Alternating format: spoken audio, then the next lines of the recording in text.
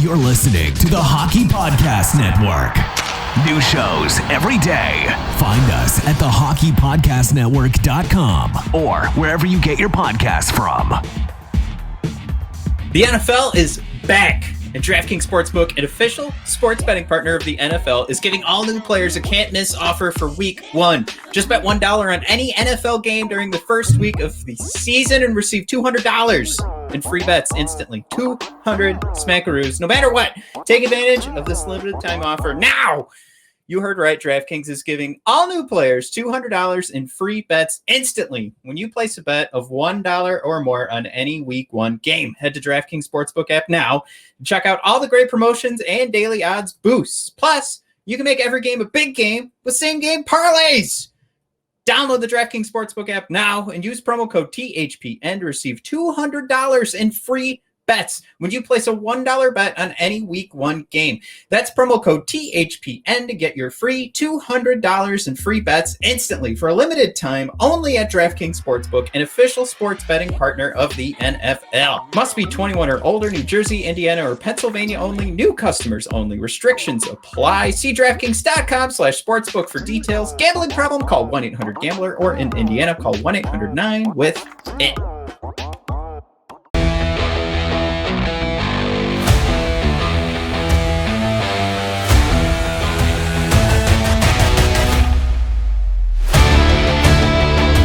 Everybody, and welcome to episode 74, season 2 of Red Wings Rant, where tirades and impassioned pleas for your Detroit Red Wings finally have a home. Today we're going to be continuing our series of breaking down the Detroit Red Wings 2021-22 depth chart. I highly recommend you check out episode 1. We were breaking down the forward lines, defensive lines, and, goaltending, not much to do there. It's a wonderful conversation because we did record it live, so we get some valuable input from everybody watching. And we'll be going through special teams here today. So strap in, and I hope you guys will enjoy. Please feel free to comment on this video. I know this is pre-recorded. It's not going live if you're watching this on YouTube. But we're going to go ahead and take all the input we get from these episodes because we've been getting a lot, and we'll go ahead and just do a stream later on before the season starts of what everybody else thinks we should do with this roster. So please, I invite you, I implore you, give us your forward lines, your defensive pairings. Shoot, if you think Grice should be starting over Nedeljkovic, give us that. Give us your power play lines and your penalty kill players. All of it's going to be in play. We'll have some fun. We'll get your input even when we release all that stuff on what everybody thinks. But enjoy part 2 of our Red Wings depth chart breakdown.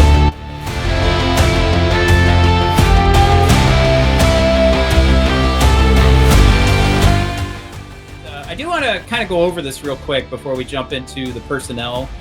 For anybody who's not familiar, the way that I have this built out is very similar to a lot of NHL teams. It's the 1-3-1. You've got your net front guy, a left flank, a bumper, and a right flank, and then you've got your point player. So the way that this is broken down for anybody watching on YouTube is there's the opportunity for the left flank to come back and play the left point, depending on how you're going to cycle these guys around and what your actual play is with the 1-3-1. And then on the same side, you have the opportunity to move Hronek to the left point, bring Vrana back to the right point. And both of those give good options for what I think are, if you look at all three guys in the middle, you have viable options of guys who can carry the play, whether or not they're setting something up or if they're going to be taking the shot themselves. I think this first power play line, Mike, it might be loaded to the point where the second power play line might have some trouble where we want to bring some of these guys over to it. But right now, let's break it down. My net front guy, and this is where I had the conversation earlier with the gentleman on YouTube, and I said, Rasmussen was on my third line, but I think the vote of confidence is him being on the first power play. And this is where he's my net front guy. On my left flank, I've got Zadina. The bumper is Dylan Larkin, and my right flank is Vrana. You pretty much look at that very similar to how the Red Wings were set up at the end of last year. And then I've got Hronek at the point. Just kind of seems like as the season gets rolling, they're not going to make too many huge changes, but I do like the idea finally having like a fully healthy Red Wings team. How does the first power play look? I'm hoping it looks like this. Mike, we have a ton of guys, right? A ton of guys we could slot in here. There are so many different changes that we could make. I do like sticking with this format at least. Is anything sticking out first of changes you'd want to make to the first power play setup? As apprehensive as I was seeing the top line be some combo of Bertuzzi, Larkin, and Vrana, on the first power play, I got to say I would want to see Larkin and Vrana on there in some capacity. I'm a little surprised you don't have the twos out there, Matt. I don't see that familiar bucktooth smile there grinning at me. Can I make the? I'll make the argument real quick. Is I just mentioned that I thought, one of our big struggles last year was that we couldn't scare anybody with our second power play unit. So Bertuzzi was actually our top performing analytically from an expected goals perspective forward for our power play. And to go back to points about Nedeljkovic, surely that was a small sample size. But I put him on the second power play and built my Red Storm unit. Oh God! Do you have my Guelph Storm unit, along with Adam Ernie and Mort Sider. That's my PP2, but we can go over that in a sec. But that's where Twos is landing, because I feel like he's that net front guy that all of his goals on the power play this past season were because he had such great positioning, and he's low to the ground when he's moving his body, moving the stick. He's a perfect spot for that, and he's already losing teeth, so he doesn't worry about that either. So you put him net front on that second power play unit. I think you have an opportunity here to make something that's a little scary, depending on which power play unit you throw out. And I think too that puts you in play to have two very different strategies while keeping that 1-3-1 format, and you can really throw off a penalty kill unit once they're trying to switch lines and play something different. And here's you got to throw out this too, Mike. Eric's with you. This is as you mentioned, was having Letty on the first power play. To me, again, I still like Hronek there only because of that's how they started the season. I think there's absolutely opportunity to move a lot of guys in and out of these roles on power play on those three pairings, only because I'm not super confident with any of them. But Eric, I mean, that is a brilliant point. I think if there's a reason that Letty's over here, it's to probably give more guidance on the power play. So to me, it almost is short-sighted to not have him on there. So Mike, you're making that point. Eric's making that point, but I can't change the graphics. Letty, Vrana, Larkin in some capacity absolutely are the first line. And if I get distracted, it's because Jurassic Express almost won the tag team titles on AEW Dynamite.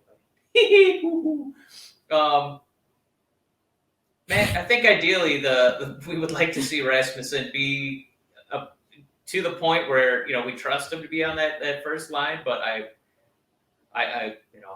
don't think we've gotten any evidence that we can trust that yet. So it's I think it's an ideal situation, but I know your scenario is to try and spread the wealth a little bit, but my God, we're so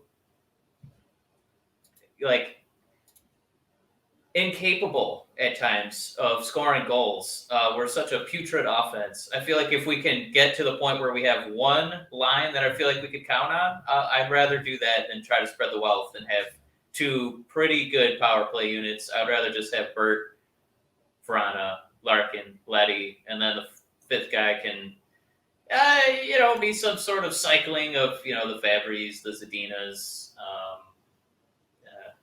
maybe an Ernie. I don't know. It's so tough to even get just those top four guys, and I know we might have some adventures keeping them, healthy based on the recent past. So if we could get, half a season of Vrana, Larkin, Bert, Letty, plus fill in the blank for one power play unit, I think I'd be happy. Well, I'll defend Rasmussen a little bit because he finished out the season pretty strong, and a lot of that was because of how he looked on the power play. He really, to me, settled in that net front position. So again, where I was talking earlier with somebody on YouTube, and I want to reward him. This is where I want to reward him for that strong finish. If I'm going to do that, I guess, I mean, you could go on the PP2 and still the reward is that you earned a power play spot. But I do want to mix up that second power play to at least have twos in there, and you've got the familiarity. And I could bring that up in a second here. But I did change graphics for everybody who's not watching on YouTube and listening to the podcast. I did switch out the left flank and the bumper. So this was the only change I made. I made no personnel change. I made no player change, just a position change. After talking with our blogger Jesse, so this is where, I mean, I'm open to anything, but the left flank suggestion was due to getting someone like Larkin with speed back in case there's any turnovers, and I really like that element of it.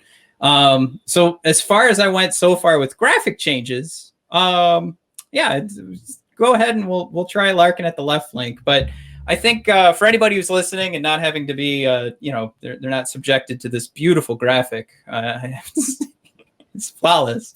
I think there is a lot of opportunity to move some guys around here, but I think I'll admit my first failing is probably the Nick Leddy thing, and really I just wanted to go with familiarity. But I've never been particularly happy with Roenick.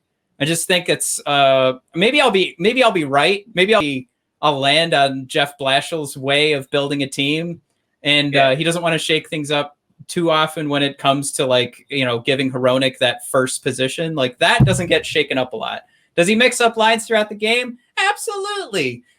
But does Hronek get that I don't know, demotion or anything like that? No. So I think it might be accurate that Hronek would start there, but I will bend the knee. I think Nick Leddy was the better pick there. So on my own graphic, absolutely.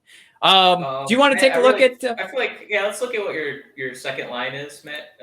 But for me, this is the hardest job for Blashill and Tanguay. It just really feels like that game, like that board game Boggle, and you're just gonna kind of and see who's having a hot week or two. Unless you kind of go with, look at Matt putting cider in there already. I'm the optimist. Who's that? Ernie, Fabry, Twos. Who you got on the left Suter. Oh, you got Suter. We got to get used to that forehead. Sorry, Pews. Couldn't help myself. I don't see. I gotta say, I gotta be honest. I don't see this power play unit ever lacing them up a single time next season. I would almost put a DraftKings wager that we never see this combination again. Let me throw it out there for the podcast listeners. Would be Bertuzzi as the net front, Suter is left flank, our bumper is Adam Ernie, right flank is Fabry, and then I put Cider in there for shits and giggles, but clearly if we're moving Leddy to the first power play line, Hronek's probably taking the second, if not De Kaiser, who scores out again pretty well on the power play. Yeah, I mean, you can't not have Fabry out there. He's going to be on either the first or second line. Matt, I don't hate your Bertuzzi idea. It's we're a pretty toothless offensive team. So it's anything we can get, any opportunity. We have such a hard time keeping it in the other team's zone when we barely control the puck on power plays.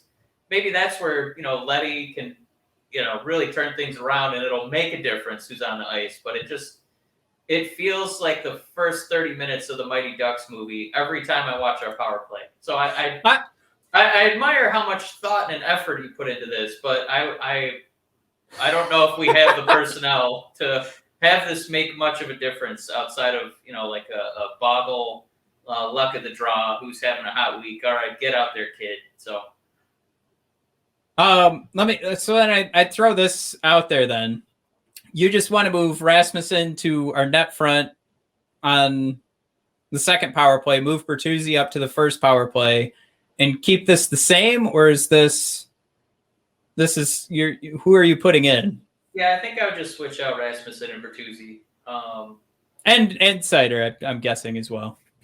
I don't want to get rid of Seider. I just think we're aiming really high on this one for a guy who's had 0 NHL shifts. I'm gonna stick with it. I'm gonna say he's gonna get a shot early on.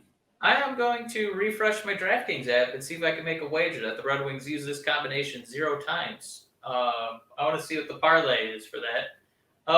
And I'm not against it again, but I think I would see Mark Stahl on the power play before I see Mo Seider. Whoa! All right, no, I'll take that bet. Let's step outside of DraftKings. We'll take that bet. That's no problem. And I'm really excited for Seider. I don't think we're going to see that right now. And I respect that. And like I said, there's a lot of names that could come in and out of these spots, but I still like. I wouldn't land on Ernie as a bumper so hard if it wasn't the only thing Jeff Blashill's mentioned in his post or off-season interviews and press conferences as a major talking point when bringing in Tunge, who was trying to improve Adam Ernie in the bumper spot. So I had to put him there, and it was one of those things where it was like, well, if this is Blashill's number one priority, does he go on the first power play unit? That blew my mind, and that's from an article from The Athletic by Max Boltman, and he got an opportunity to talk with Tunge and Blashill, and that was the big point that was put out there. So if that's a priority, I mix that with Bertuzzi going on the second power play unit, and there's the chemistry, I'm assuming, with Suter, Fabry, and Bertuzzi. There's potential here for this to be formidable. I'm going to land on that. I'm not. That wasn't a Biles land, but I didn't break my ankles. It wasn't a Psycho said land. I think the special teams, right, that really makes me realize, oh yeah, we're still pretty far away from being a good team. Because it's hard to pick your top 5 guys, and it shouldn't be that hard. It should be, you're in the kitchen with a bunch of ingredients, and you're just giddy with anticipation about how you're going to put the ingredients together. And instead, it's kind of like, oh man, well, I got a carrot, a little paprika, some coffee grounds. Maybe with some sugar, we can make a carrot cake, and maybe people won't notice. So this is a good transition. I do want to talk about a couple of guys who, really, we're just poaching the New York Islanders at this point. Here we go. We've got Grice, Leddy, and I've got 2 other guys everybody who's been mucking around in like the J Fresh roster builders has been probably looking at this guy at some point and throwing him in on their roster to see how it looks. But continuing from the power play conversation is why I think this guy who, oh boy, what a transition this is going to be, because I didn't get it set properly before I started saying his name. Kyle Palmieri. Now, look, 30 years old. Certainly, he's taken a huge dip. But, Mike, I'm looking at a guy who can fill in as a right-hander and primarily can focus on the power play for us. Like, this is something where if we're going to be talking about bringing third and fourth liners into the power play to fill it out, and there's a necessity for some more right-handed sticks, and we could look at that second power play and have to keep our vomit down, at least from being so scared. I think this is at least an option where the longer Kyle has to wait for a new contract, maybe that cap number comes down a little bit. That, of course, is his number from last season, the $4.7 million, which is being shown on the YouTube channel here. Now, the thing, again, I'd have to point out, Mike, when you look at Kyle Palmieri's his war chart in the top right corner of the screen, he fell off a cliff, a considerable cliff, okay? It must have hurt real bad, but what was consistent at least was the power play percentages. So when I first took a look at this, I went, all right, it's not going to completely change us into like a playoff team, but I think it is something at least where as we're trying to build this team and get get these younger kids to see a guy who's been playing in NHL power plays for 10 years, and that is I would at least put it as a specialty for Kyle, something that could benefit a little bit. And I did measure him one more time. I'm not going to waste everybody's time and show off another graphic here, but at least from the expected goals for per 60 and Corsi for per 60 on the power play last season, he was in the top 25% of the league. So it doesn't hurt. And it's something, too, where we still have that cap space if we don't get Pettersson, and I'm sure he still wants a job. And this could be something where, for us, the benefit is you get a right-handed stick, you get a guy that can fill out a second power play line, and, again, the 10 years of experience playing on power plays that really mattered. So I think it helps make us, a special teams, maybe not a special teams powerhouse, but we at least won't be throwing up in fear from that second power play unit coming out. Yeah, I would say we're still sitting on about 18 million worth in cap space. I know we still have a little bit of restricted free agent work to do, but I got to think we have 4 or 5 million to throw at Kyle. The only thing holding him back is I would be pretty stunned, if this 30-year-old guy wants to sign a 1-year deal with Yzerman on a poo-poo team. I would think that it's not that he wouldn't want to get that big bag of money, but he would probably want, I got to think he'd want at least 3 years, a little bit of job security. Because that's a good point. He's getting to that point where he's, this is probably, if he gets a long-term deal, this is his last shot. So I got to think that's probably why he's waiting right now to see if this is going to be it. If he's going to have to, maybe just take five mil over 1 year, and that wouldn't really hurt the Red Wings at all. We got that wide open cap sheet going into 2022, 2023, and so on. Even if we signed Palmieri, we'd still have room for our best buddy Pettersson. We'd still have room to re-sign. Who's that last restricted? Is it just Hronek? Yeah, Hronek and Pettersson can easily fit on this. Yeah, I mean, you're looking at worst case scenario, maxing out that 18, and you'd still be able to afford all 3 guys, and that I don't really see that happen. So. Man, I don't hate your move. I think it would be tough to get Palmieri to come here because he would go against Yzerman's strategy of short-term deals, and I got to think Kyle's first ask would be years, and he'd be a little bit more flexible on the money. Well, I've got another one coming up in a little bit, but before we wrap up the power play conversation, North Moto has this all figured out. He's ready to roll. Larkin, bumper on his first power play. Hronek and Verana on the flanks, Burt net front, and Letty is the quarterback. So I will say my first thought was never to put 2 defensemen in there because I just think it's so iffy, but it feels good to read that, to be honest with you, North Moto. And then the second, Ernie is our bumper, Zadina and Fabry are the flanks, Raz is net front, and he's got Sider as a quarterback. So those sound pretty good. I don't know if we're going to see a lot of Sider in that spot. And I would honestly be shocked if the Red Wings played 2 defensemen on the first line. I think that they see more skill offensively in our forwards, and I don't know if they really see it in our defensemen. That's where I think that just that split, Letty on one line, probably Hronek on the other. But I like North Moto's lines.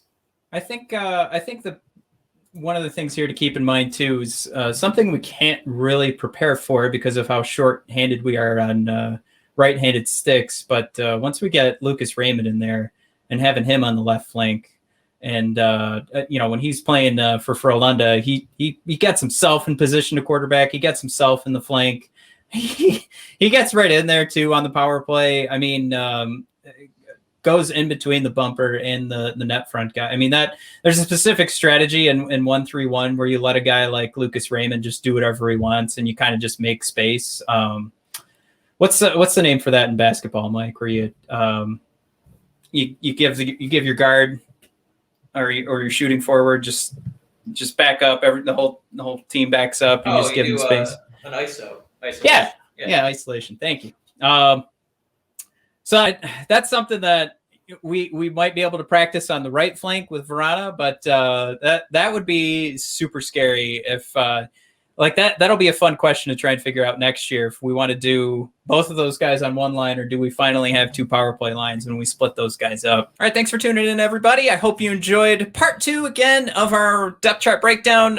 We do hope that you will subscribe to the Red Wings Rant playlist and the Brothers of Discussion YouTube channel. If you are listening to the podcast, please subscribe, rate, and review on Apple Podcasts. It does us the absolute best for us being found by other Red Wings fans, other hockey fans, or anybody just looking for 2 brothers that can't stop fucking around. That sounds terrible. But anyway, subscribe, rate, and review. Let us know what you think. And again, if you're watching on YouTube, throw us some ideas in the comments. We'd love to hear it. And we'd like to focus an episode on what everybody thinks we should do with the roster. And we'll kind of give some opinions on what you guys think as well. So thank you for tuning in. Check us out at BOD Hockey on Twitter. It's at brothers_of_discussion on Instagram. If you are listening to the podcast, go find us on YouTube.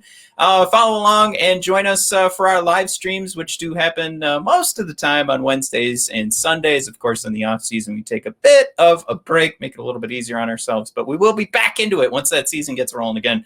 So you don't want to miss a thing. Subscribe. And of course, we are branching out a tidbit. You can find some of our video game streaming on YouTube, but we are going to be going on Twitch a lot more, especially when that NHL 22 comes out. Now,